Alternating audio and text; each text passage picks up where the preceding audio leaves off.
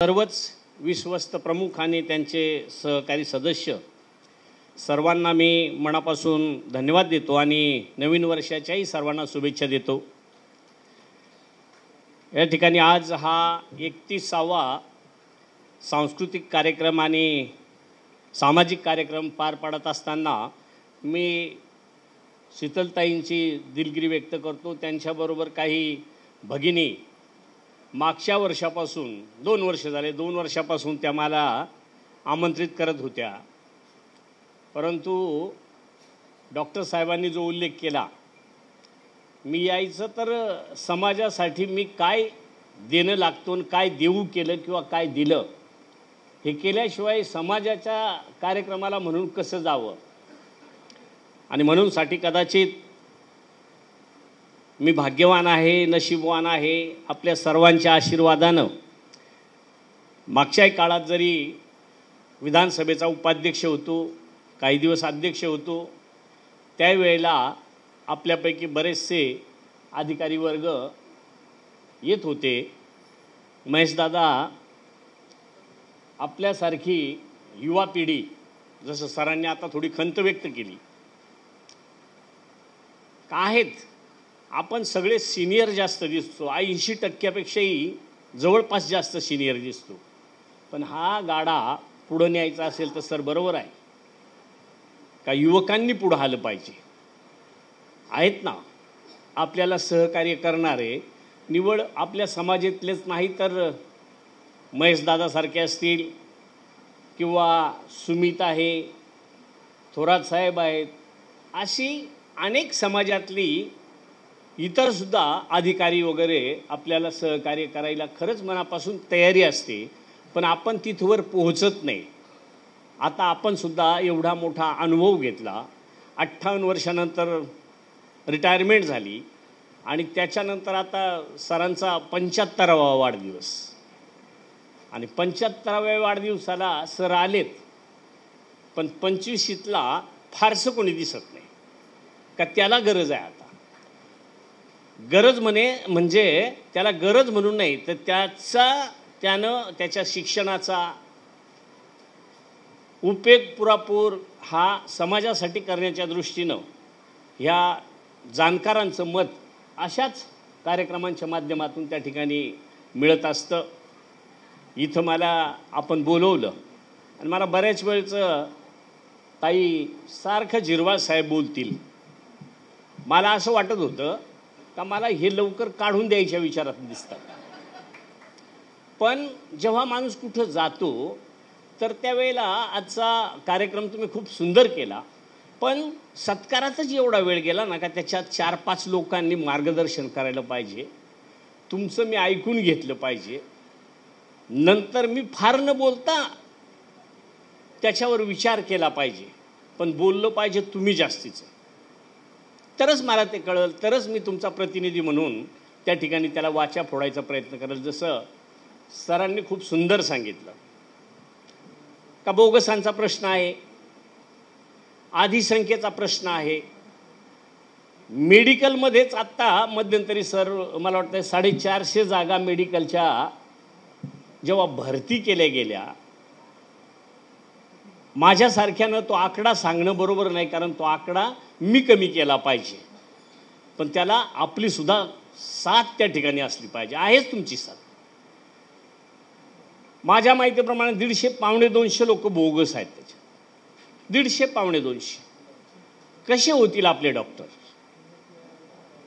कसे आपण आपल्या आरोग्याची काळजी करू?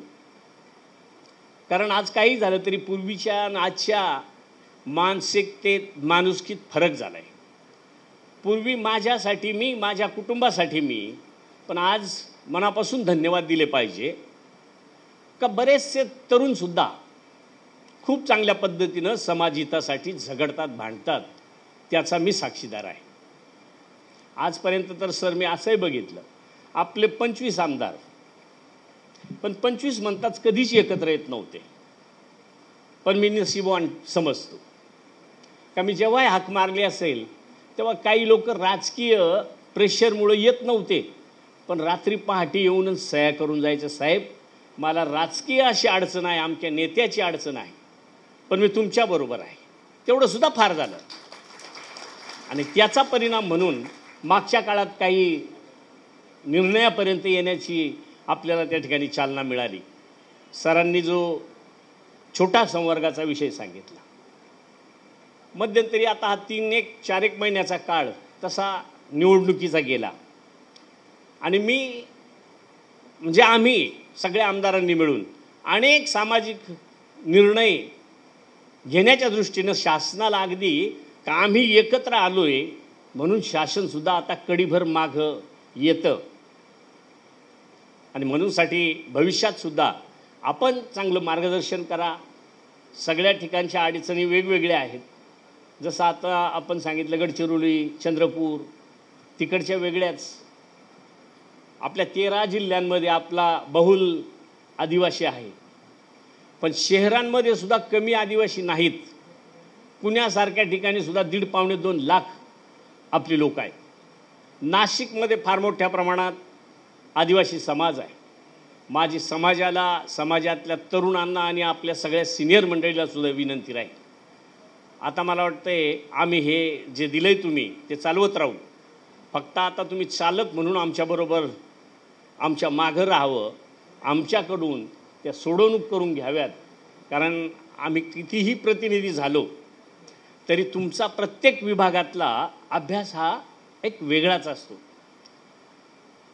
आता मला थोडंसा बरं वाटलं का मला चांगलं खातं मिळालं असं आपलीच लोक सांगतात. नसं तर मला वाटत नव्हतं काही खातं, कारण कोणाला माहीतही नाही नीट. अन्न औषध, अन्न म्हणलं का रेशन दुकानच समजतं आपल्याला, पण ते डिपार्टमेंट वेगळं आणि हे वेगळं. एक 4-5 दिवस मी बैठका घेतल्या. खरंच त्या खात्यासारखं एक पुण्य काम करण्याचं किंवा खूप तळातल्या माणसापर्यंत काम करण्याचं खातं त्या ठिकाणी आहे, परंतु त्याची आजपर्यंतची कदाचित नजरच त्या विभागाकडे वेगळी असल्याचं ऐकायला मिळतं. आपण सगळेजण त्या क्षेत्रात काम करता. मला परवा मीटिंगमध्ये एका कमिशनरनं सांगितलं का साहेब हे डिपार्टमेंट माणूस जन्माला येतो तर मरेपर्यंतचं ते महत्त्वाचं आहे. मी त्यांना सांगितलं जन्माला आल्यावर नाही, पोटात असतानाच तेव्हापासून या खात्याची गरज आहे. बरोबर ना? आणि मग त्याच्यावरचे अनेक इलाज आहे. परंतु जे हे डिपार्टमेंट आहे ते जे मी पाहिलं तर भेसळ हे लॅबमधून नाही कळत अजून, पण पाड्यावरच्या खेड्यावरच्या म्हाताऱ्या माणसाला जरी विचारलं ना, परवा एकाला चालता चालता अटॅक आला, परवा अमक्याचं ट्यूमर, त्यांनासुद्धा ब्रेन ट्यूमर कळायला लागलं आहे आणि ते त्याचं रिपोर्ट देतो ते म्हातारा माणूस, अशिक्षित माणूस. हे सगळे भेसळ झाले हो. म्हणजे त्यालासुद्धा कळतं का भेसळ झालं आहे. फक्त आपण एकच सांगतो का खताचं खाद्य आपण सगळेजण खातो आहे, त्याच्यात काही अंशी म्हणजे बऱ्यापैकी ते सुद्धा आहे. उत्पन्न वाढावं म्हणून नको त्या पद्धतीचं पेस्टिसाईड, नको त्या पद्धतीची खतं, पण त्याच्याही पेक्षा हे जे थेट शरीरावर अटॅक करणारी भेसळ आहे त्याच्यातली मी एक पाहिली. ती पाहिली म्हणजे मी मंत्री झाल्यावर नाही पाहिली. 5-6 वर्षापूर्वी माझा चिरंजीव 12वीला होता. तेव्हा तो म्हणायचा, मग मी म्हणत असतो गुरुला वयच नसतं. गुरु हा किती वयाचा करता येतो. आता माझा मुलगा माझा गुरु आहे. त्यानं काय सांगितलं, दादा तुरीच्या डाळीत लाखीची डाळ मिक्स केली. तेव्हा म्हणायचा तो. आत्ता मला समजलं का तो बरोबर म्हणत होता. तुरीची डाळ 80 रुपये काय असेल मला माहीत नाही, आपण सगळं घरचंच वापरतो त्याच्यामुळं दुकानात आणायचं काही काम नाही. पण तुम्हाला माहीत आहे 80-100 रुपये काहीतरी तुरीची डाळ असेल.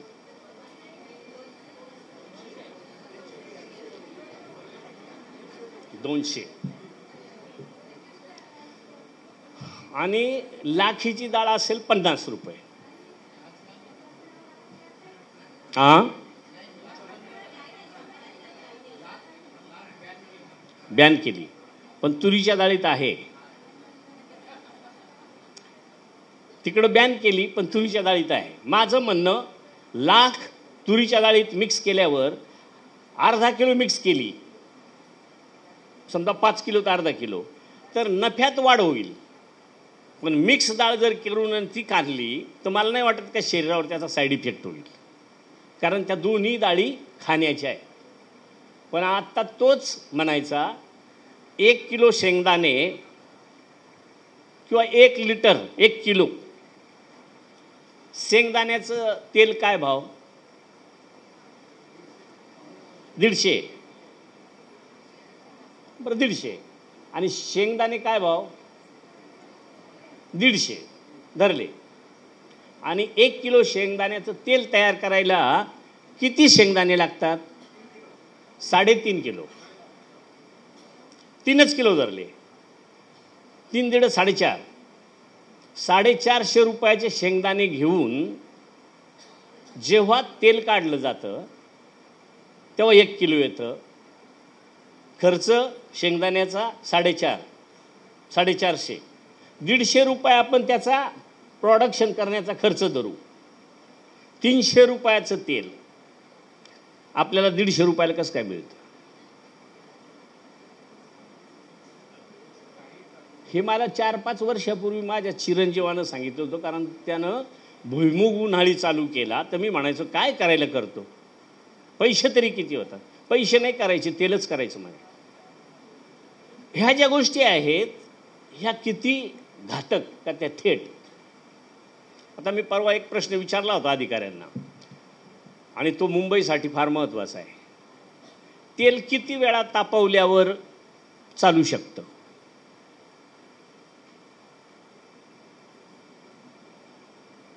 त्याचा पुन्हा पुन्हा किती वेळा उपयोग करू शकतो आपण? नाही ना. पण किती वेळा केल्यावर तो लायक? 2 वेळा केला, 2 वेळा तापवलं तर चालेल, पण 3ऱ्यांदा तापवल्यावर ते साईड इफेक्ट करतं. आता कधी कोणी पाहिलंय पाव वडा कालचा होता का आजचा सकाळी गरम करून दिला जातो वडा? तेल किती वेळाचं राहतंय तेच माहीत नाही. भले 2 लिटरमध्ये पुन्हा 3 लिटर टाकत असतील, पण जुनं त्याच्यात होतंच. ह्या ज्या काही गोष्टी आहेत ह्या खात्याच्या माध्यमातून आपल्याला खूप चांगल्या पद्धतीनं हाताळता येतील, त्याचा प्रयत्न आपण करू.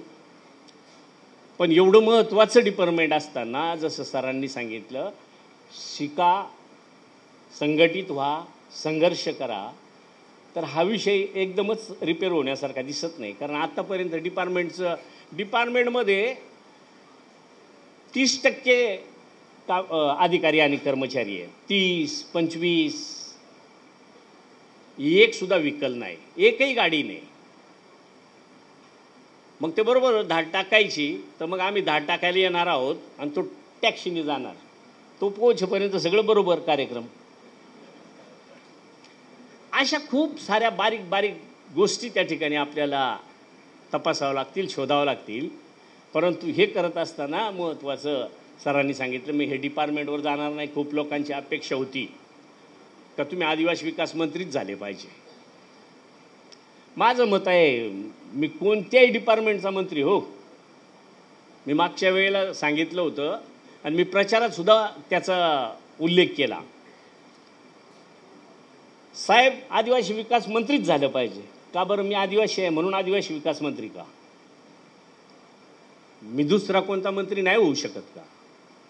ते खातं मी नाही चालवू शकत का? मी वित्त खातं नाही चालवू शकत का? मी मुख्यमंत्री नाही होऊ शकत का? मी 288चं सभागृह चालवलंच ना मी. मग ते चालवू शकतो तर का बरं आदिवासी विकास मंत्रीच मला? आदिवासीला सहकार्य देऊन पहा ना, चालवू शकतो. पण मी तुम्हाला खात्रीनं सांगतो, एकदा माणसानं वाट बघितली तर मी जाताना मला एका प्राचार्याने सांगितलं होतं शेंडापच्या दिवशी. शेंडाप म्हणला का लोक मुद्दाम होऊन पोरं रडतात पा, बरोबर ना? शेंडापच्या वेळेला निरोप समारंभ फार चांगला होता, फार चांगला होता. कितीही वाईट असला तरी चांगलाच म्हणतात, कारण त्याला त्या दिवशी बाबा जाई एकदाच. तर त्या प्राचार्यांनी मला सांगितलं होतं, ते परीट समाजाचे होते, 7 मुलीच होत्या. तर खरंच जसा काही लोक रडली का सर 7 मुली, 5 मुलींची लग्न बाकी आहेत म्हणे, 2च मुलींची रिटायरमेंटपर्यंत लग्न झाली. तर ते सर म्हणायचे, मी शिवाजी महाराजांनी मला सांगितलंय ते मी ध्यानात ठेवलंय, घोड्यावरून जात असताना पाठीमागचा रस्ता ध्यानात ठेवा, मी पुन्हा त्या चोपणीपर्यंत जाईल, त्या खडकापर्यंत जाईल, याचं दुःख तुम्ही करू नका. माणूस जसा पुढं जातो ना, त्यानं मागचे दिवस ध्यानात ठेवले पाहिजे का मागचं माझं काय, जसं तुम्ही उल्लेख केला गडचिरोलीचं काय, चंद्रपूरचं काय, आपल्याला तर ते पाहण्याची काही गरज नाही, पण तुम्ही ते लक्षात ठेवलंय, याच्यासाठी मी तुम्हाला मनापासून धन्यवाद देतो. प्रत्येकाने ही गोष्ट जर मनाशी बाळगली तर मला वाटतं आपण समाज आहे पर्सेंटेजमध्ये आपण सांगितलं खूप मागं आहे, सुधारावं लागेल, शिक्षण सुधारावं लागेल, पण त्याच्यात विचारसुद्धा सुधारावं लागतील. मी एक उदाहरण सांगतो.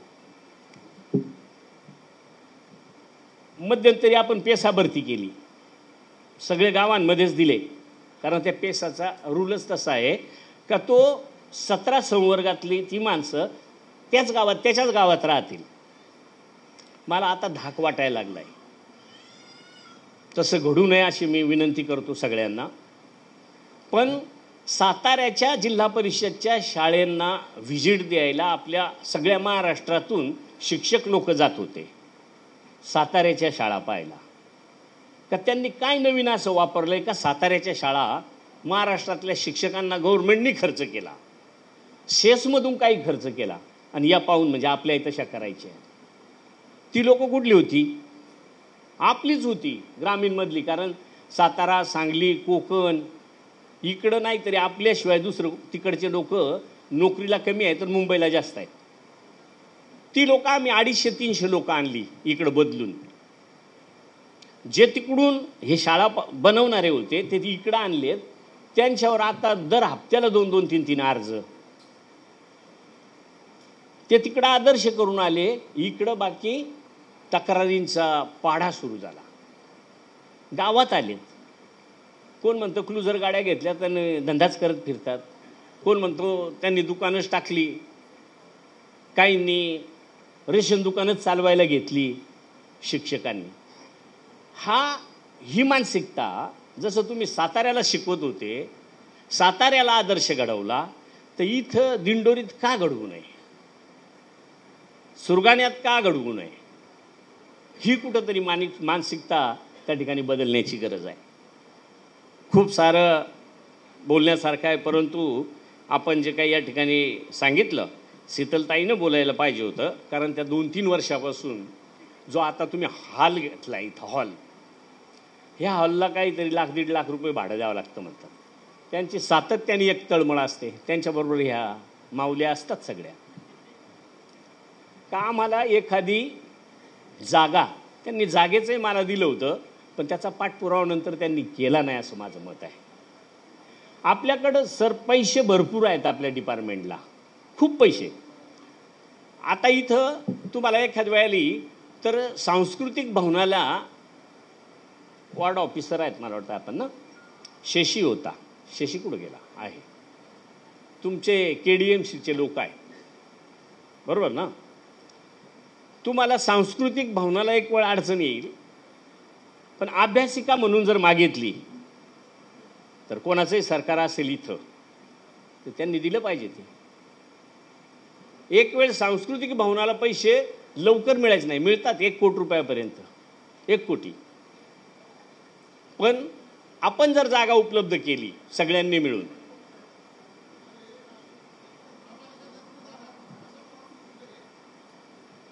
देत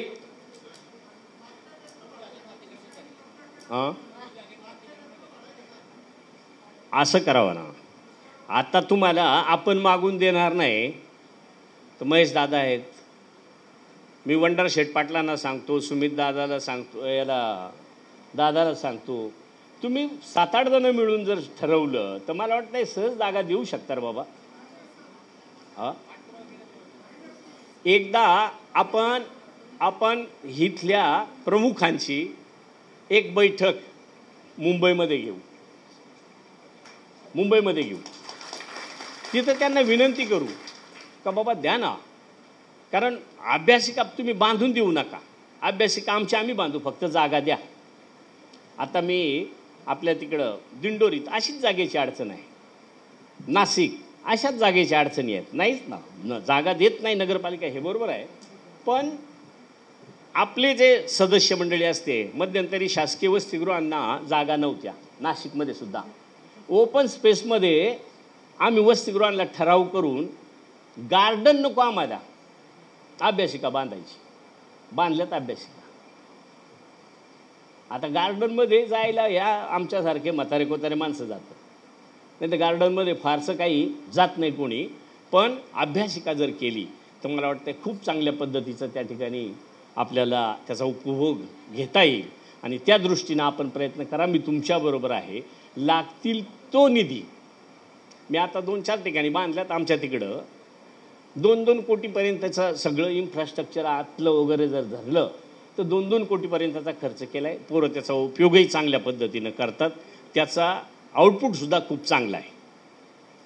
त्याला जोडून तुम्हाला एखादा वरती खाली असा सांस्कृतिक हॉलसुद्धा करता येणं शक्य आहे. आणि म्हणूनसाठी आपण सगळे मिळून त्या ठिकाणी तो प्रयत्न करू. आपण खूप चांगल्या सूचना केल्यात, त्या सूचनांची निश्चित दखल सर मी घेईल, अशा पद्धतीची मी आपल्याला खात्री देतो. मला आपण अनेक वेळा बोलवल्यावर येणं शक्य झालं नव्हतं, पण आज येऊन जे मला एक समाधान लाभलं का आपण आपल्या समाजाचं वेगवेगळ्या अडचणी, दुःख, आणि मी आता असंही मागितलं आहे, मला नाशिकचं पालकमंत्री करायला लोकांचा आग्रह आहे. मी सांगितलं नाशिकचं नको, कारण पुणा नाशिक नागपूरच्यापेक्षा खूप पुढं आहे. नाशिक तर मला वाटतं नंबर 1ला आहे आता, बाकीच्या सगळ्या विकासात किंवा आर्थिकसुद्धा सक्षम आहे, कर्ज आहे पण सक्षम आहे. म्हणून मी मागणी केलेली आहे, मला कुठलंही 1-2 जिल्हे द्या, छोटे छोटे द्या, पण आदिवासी जिल्हेच द्या. आणि म्हणून गोंदिया, मला प्रफुल्ल पटेल साहेबांनी सांगितलं तुला गोंदियालाच न्यायचं. गोंदिया, चंद्रपूर, गडचिरोली, तर गडचिरोलीला भरपूर लोकांची मागणी आहे, पण मी हे 2-4 जिल्ह्यांपैकी मागणी केलेली आहे. पालघर द्या, ठाणा द्या, नंदुरबार द्या, कोणतंही द्या, पण आदिवासींचं द्या, का जेणेकरून मी निवड आदिवासी आहे असं नाही, पण त्या निमित्तानं समाजाचं काहीतरी देणं लागतो, ते फेडायची, ते परत करायची मला संधी मिळेल, अशा पद्धतीची मागणी मी त्या ठिकाणी केली.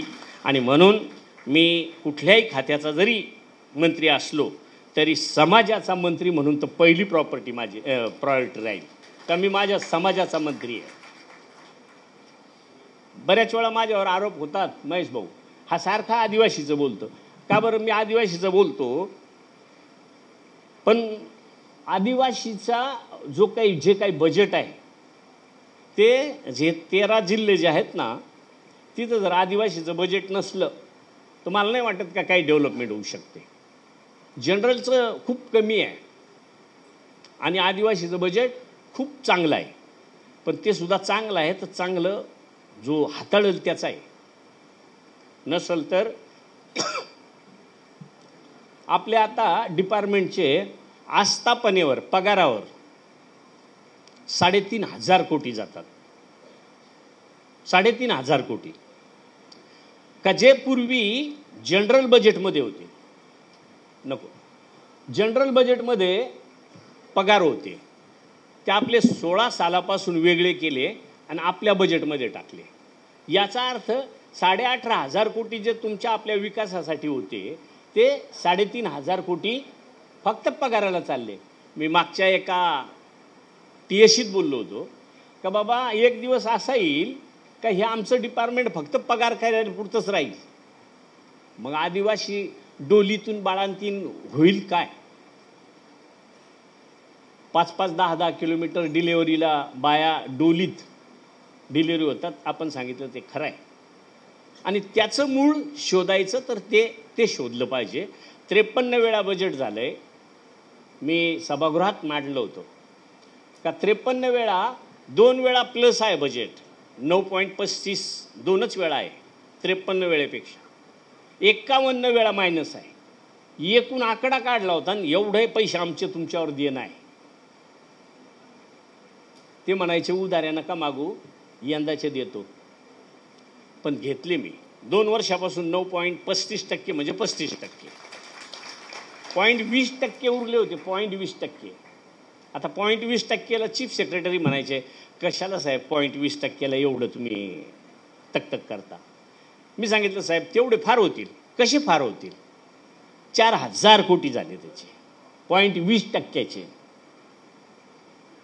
एवढी बारकावी निश्चित मला तुमच्या आशीर्वादानं जे चौथ्यांदा संधी मिळालेली आहे. 5व्यांदा सुद्धा म्हणजे 5व्यांदाच मी म्हणत असतो कारण एक वेळा 79 मतांनीच मी हरलोय. 79. सुमितला आणि महेश भाऊला सांगतो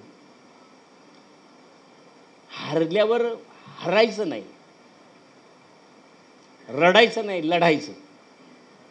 त्यालाच मी नेहमी सांगत असतो का मी जे महाराष्ट्राला सांगितले पुऱ्या यश अंतिम नसतं, अपयश घातक नसतं. यश आलं का ते कायमचं येतं का? आणि अपयश आलं तर यश येत नाही का? येतं. पण धैर्याने लढायचं. आपण 55,000 मतं घेऊन हारलो म्हणणारच नाही मी, लढलात असं म्हणतो मी. लढायचं. हारजीत चालूच आहे ना. पण हारलो म्हणून रडत बसण्याऐवजी समाजाच्या छोट्या मोठ्या प्रश्नांना जर हात लावला. माझी आमदारकीची सुरुवात जर तुम्हाला सांगितली तुम्हाला कोणालाच खरी वाटणार नाही. मी नोकरी केली, राजीनामा दिला. नोकरी केली ना महसूलमध्ये. कदाचित प्रमोशननी थोडंसं डोकं बरं होतं, कदाचित तहसीलदार झाला असतो. पण ते बरं झालं, तहसीलदार नाही झालं. रिटायर झालो असतो, काही नाही, एक फार्म हाऊस केला असता कुठंतरी शेतावर आणि राहिलो असतो. आता मला रिटायरमेंटच नाही ना. आहे का रिटायरमेंट? सस्पेन्शन होतंय. पण जनता पुन्हा ठरवते का नाही बाबा पुन्हा याला पाठवलं. मी जातीचे दाखले तयार करून देण्यात एक्सपर्ट होतो. त्याच्यावरच मी आमदार झालो. मांडी घालून बसायचं आणि जातीचे दाखले काढून द्यायचे. जातीचे दाखले कोणाला लागतात? गरिबांनाच लागतात ना. आपल्या रॉकेलच्या चिमणीवर लिहायचो मी. सकाळी जर असं शेंबूड काढलं तर त्या अख्खच्या अख्खं काजळेसारखं असायचं. मिळालं ना त्याचं सगळी परतफेड मिळाली. करा, समाजासाठी करत राहाल, कोणत्या ना कोणत्या मार्गाने त्या ठिकाणी मिळत असतं. आज आपल्याच आदिवासी, आता त्या ताईंनी इथं अश्रू ढाळे. ताई अजिबात नाही. मुर्मूताईंना समोर आणा. मुर्मूताईंना समोर आणा. तुम्ही नाही रडायला येणार. काय त्या भगिनीची जर इतिहास पाहिला, एकुलता एक मुलगा होता, तो सुद्धा गेला, आता त्या एकट्याच आहे. तरी राज्याच्या राष्ट्रपती म्हणून, देशाच्या राष्ट्रपती म्हणून त्या ठिकाणी ताटमान्यानं कामकाज करतात. हे सुद्धा एक प्रेरणादायी असे अनेक प्रसंग आहेत का माणूस जन्माला आला आणि तो सुखी असं कुठंच नाही आहे. मग ते कितीही उद्योगपती असू द्या तरी त्याला दुःख आहेत. फक्त त्याच्यावरची मात करण्याची हिंमत आपण सर्वांनी ठेवावी, एकमेकाला सहकार्य करावं, अशा पद्धतीची अपेक्षा मी आपल्याकडून व्यक्त करतो. या ठिकाणी माझ्याबरोबर मंदार भाऊ, मंदार खांडके कुठं राहतात? इथंच कुठंतरी ऐरोलीला. म्हणजे तसं माझा इकडं खूप मोठा परिचय आहे ना. इथं तर मला वाटतं कोळशेवाडी ना, कोळशेवाडी टोटल माझे सोयरे दायरेच आहेत. जसे तुम्ही सोयरे दायरे आहेत तसे ते सुद्धा सोयरे दायरेच आहेत, फक्त पोलीसमध्ये जास्त आहेत, बरोबर ना. तर निश्चितच अशा युवकांना आपण ऊर्जा देणं त्या ठिकाणी गरजेचं आहे. आपण ते द्याल अशा पद्धतीची मी आपल्याला विनंती करतो आणि माझे 2 शब्द संपवतो. जय हिंद, जय महाराष्ट्र.